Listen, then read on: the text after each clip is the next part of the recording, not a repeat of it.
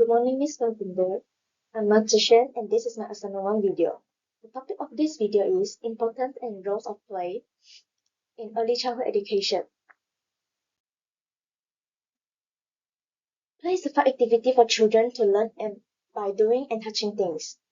Children will use their senses to explore their world, develop their body, language, and brain. And play's importance in education, they have cognitive development, creativity enhancement, emotional growth, language skills, physical development, and social skills.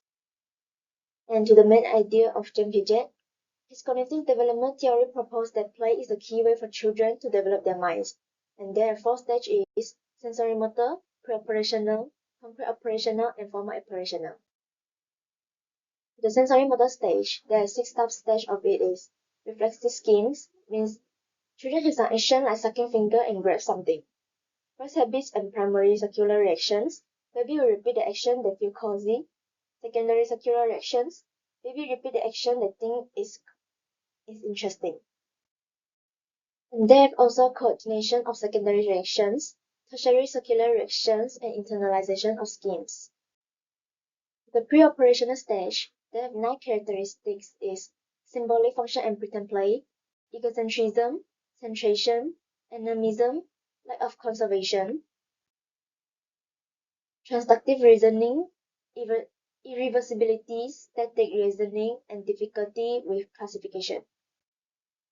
And to the compare operational, they have 6 elements is conservation, reversibility, classification, acceleration, decentration, and declining egocentrism. And to the formal operational stage, they have abstract thinking, hypothetical deductive reasoning, metacognition, and propositional logic. And how Jean Piaget theories are put to play. Jean Piaget theory said that the environment and play will encourage further cognitive and language development for children. And this also support the popularity of discovery learning and sensory play. And I use a block building tower as example, as teacher can prepare some block for children to stack up by themselves with their creativity, and children will figure out how to build it out stable. And this activity helps children develop their critical problem-solving skills, persistent and goal-directing behavior.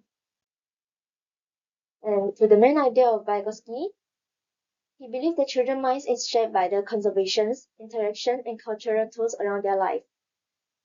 He said that children will change the visible activity become private while they're working alongside a teacher. And to the zone of proximal development, there's 3 stages is what they can do independently, their level of potential development, what they can achieve with guidance from a more skilled partner. And Vygotsky said that the really matters educationally is what the child in the verge of being able to do. And to the more knowledge other, Vygotsky think broader. He said that MKO is anyone who has more knowledge or skill in specific area and can provide useful support, no matter their age or role. The scaffolding. Vygotsky's scaffolding become the standard term to putting his principle into practice. And this is the MKO give a temporary support for the learner in the ZPD. If learner can independently done a task, the scaffolding will be removed. And how Vygotsky theories are put to play. Children able to learn from MKO within the zone of proximal development, and children also achieve rapid progress in play. And I use a puzzle play as an example because with the puzzle play, children were able to finish it independently, they need friends and teacher help. And the friends is the more knowledgeable other MKO in the play, and teacher gives scaffolding to children in the zone of proximal development. The main idea of Maria Montessori. Maria Montessori is child-centered education, a theory based on self-directed activity, hands-on learning, and teamwork play. And the 2 key principles is children and adults learn their self-identity by communicating with person around their life, and children have their natural way to develop their mental.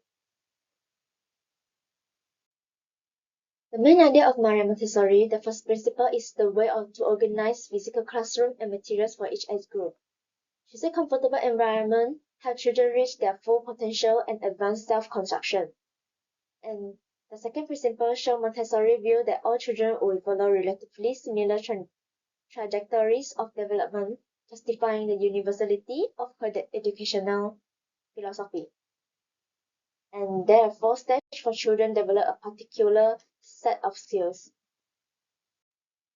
The first plan is marked by significant development. At this phase, children will learn language and get interested into small things. Montessori called another point normalization, whose concentration and spontaneous discipline arise.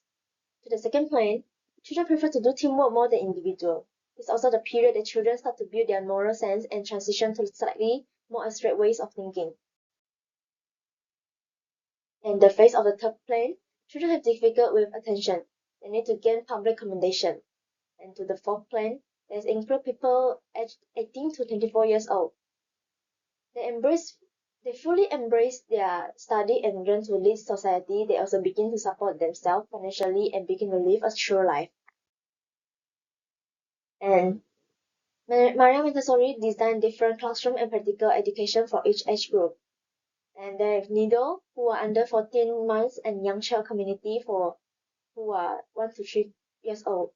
And in some of these, parents can join the activity with their children.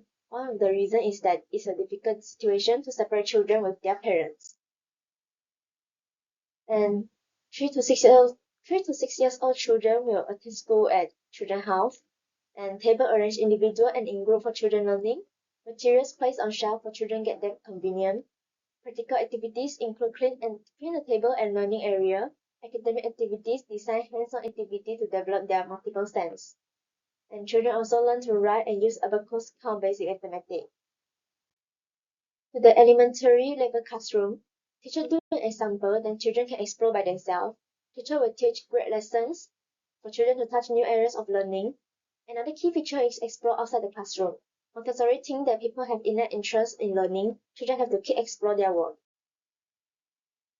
And how Montessori theories are to play.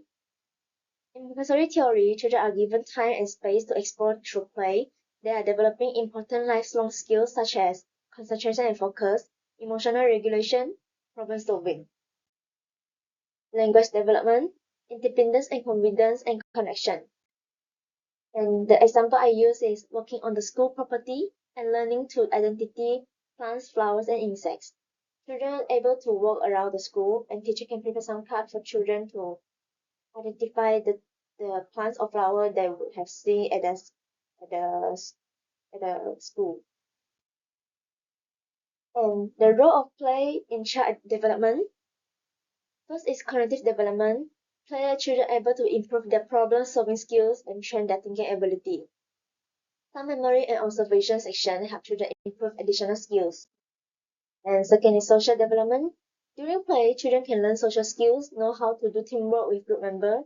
Children also know they have to take turns to do activities so it can be done successfully. And to the emotional development, children understand the correct way to express feeling, bring out self-confidence and self-control. And last is physical development.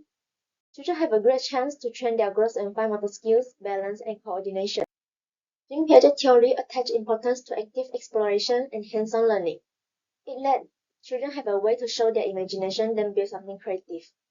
Children might use their imagination, try something, and use learning materials to present it out. Nowadays, play is the best way for children to develop their bodies and mind in a comprehensive way. Teachers' responsibility are guide children to know the rules of play, but not directly teach them.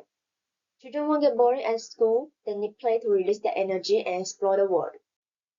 Play is undoubtedly a perfect way for children to learn. Play gives children many opportunities to figure the world, train cognitive, motor skills, and communicate skills.